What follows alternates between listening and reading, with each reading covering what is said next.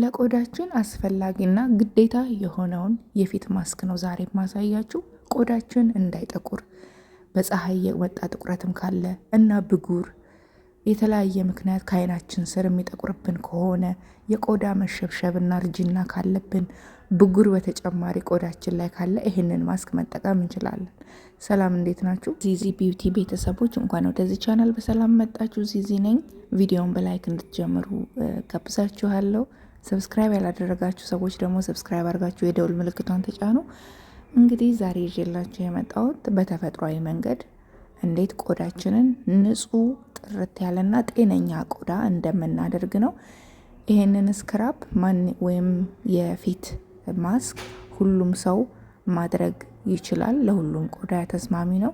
ቆዳችሁ በጣም ሴንሲቲቭ የሆነ ሰዎች ግን እርድ ከዚህ በፊት ተጠቅማችሁ ማታውቁ ከሆነ ሞክሩት። መጀመሪያ የእጃችሁ ላይ ወይም ሌላ ቦታ ሞክራችሁ ፊታችሁ ላይ እንድታደርጉ ታሳስባለሁ። እንግዲህ እንደምታውቁት ህንድ አካባቢ ቆዳቸው በጣም ጥርት ያለና ንጹህ አንጸባራቂ ቆዳ አላቸው።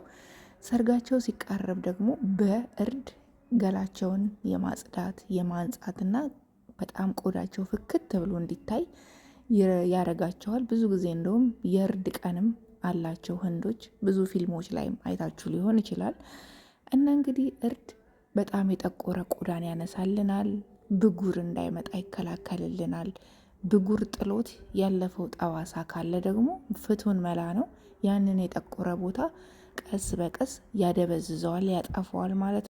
ቆዳ ላይ የሚገኝ ሽፍታ ካለብን ወይም የቆዳ መቅላት ጉንጫችን አካባቢ ሊሆን ይችላል፣ የተለያየ የፊታችን አካል ላይ የሚቀላብን ሰውነትም ላይ ሊሆን ይችላል።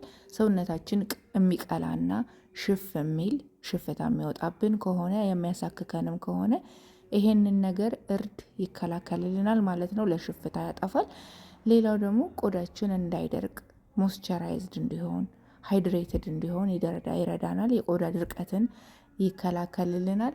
አንታይ ባክቴሪያ ነው። በነገራችን ላይ ባክቴሪያዎች ካሉ ከቆዳችን ላይ ያነጻልናል ማለት ነው። እርድ እንግዲህ የምንጠቀመው እርድ ንጹህና ከምንም አይነት ሌላ ነገር ጋራ ያልተደባለቀ ንጹህ ተፈጥሯዊ እርድ የተፈጨ እርድ ነው ለዚህ የምንጠቀመው። በደንብ ደቆ የተፈጨ ይህንንም በጣም በትንሽዬ ለአንድ ጊዜ ለምንጠቀመው ማዘጋጀት እንችላለን። ወይንም ደግሞ በርከታ አድርገን አዘጋጅተን ፍሪጅ ውስጥ አድርገን ቢያንስ 3 ከዛ በላይ የምንጠቀመውን የፊት ማስክ ማዘጋጀት እንችላለን። ከእርዱ ጋራ አብረን ደባልቀን ዛሬ ያያችሁት ማር ነው። ማር ለቆዳ ከፍተኛ የሆነ ጥቅምን ይሰጣል። የቆዳ ልክ እንደ እርዱ የቆዳ መሸብሸብንም ይቀንሳል። ጥቃቅን መስመሮች ፊታችን ላይ የሚወጡትን ነገሮች እሱ እንዳይወጣ ወይም ደግሞ የቆዳችን እርጅናን በጣም ያዘገየዋል። ያው እርጅና ተፈጥሯዊ ስለሆነ ማስቀረት ስለማይቻል ማለት ነው ቤተሰቦች፣ ያዘገየዋል። ቆዳችን ውጥር እንዲል ያደርጋል። ማር በተጨማሪ ፊታችን ላይ ወይም ሰውነታችን ላይ የጠባሳ ካለብን የቆየ ጠባሳ ሊሆን ይችላል፣ አዲስ ጠባሳ ካለብን ጠባሳን ያፈዛል። በተደጋጋሚ ግን ንጹህ ማር እዛ ቦታ ላይ በቀስታ መቀባት ጥሩ ነው። ማር ብዙ ጊዜ ስትቀቡ በጣም ያስቸግራል። ቆዳችን ትንሽ ረጠብ ያለ ካልሆነ ቆዳችን ላይ አይቀመጥም፣ ወይም ደግሞ እሱን ቆዳችን ላይ ለመቀባት ትንሽ ያታግለናል ወይም ያመናል። ስለዚህ በታጠበ ንጹህ ቆዳ ላይ ነው የምናደርገውና ብዙ ደረቅ ባልሆነ ቆዳ ላይ እርጥበቱ ትንሽ ውሃው ፊታችን ላይ ካለ ለመቀባት ይመቻል። ከቆዳችን ጋር ቶሎ ይዋህድልናል። በተጨማሪም ኦፕን ፑር የምንለው ነገር ፊታችን ላይ የሚገኘው የፊታችን ቀዳዳ ሰፋና ተለቅ ያለ ከሆነ እሱን ኤክስፎሌት ያደርግልናል። ስሙዝ የሆነ ግሎ የሚያደርግ ቆዳ ያደርግልናል። ብዙ ጊዜ ግላስ ስኪን የሚባለው ማለት ነው። ውጥር ያለና አንጸባራቂ የቆዳ አይነት እንዲኖረን ይረዳል።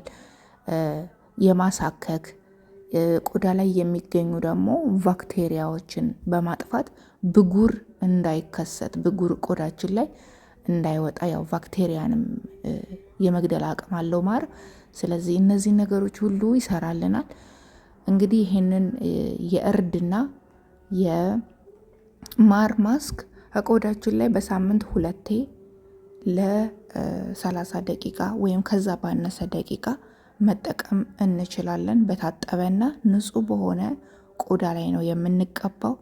ይሄን ነገር ስናደርግ በተጨማሪ ስቲም የምንጠቀም ከሆነ 15 ደቂቃ ይበቃናል። ምክንያቱም የፊት ስቲም ቶሎ የቆዳችን ቀዳዳዎች ተከፍተው ከቆዳችን ላይ ያደረግነውን መድኃኒት ወይም ደግሞ ማስክ ቶሎ ወደ ውስጥ እንዲገባ ስለሚያደርግ ከዛ በላይ መቆየት አያስፈልግም። 15 ደቂቃ ይበቃዋል። ከዛም በኋላ ትንሽ ዋርም በሆነ ለሰስ ባለ ውሃ ማሩንና እርዱን ማስለቀቅ ይቻላል።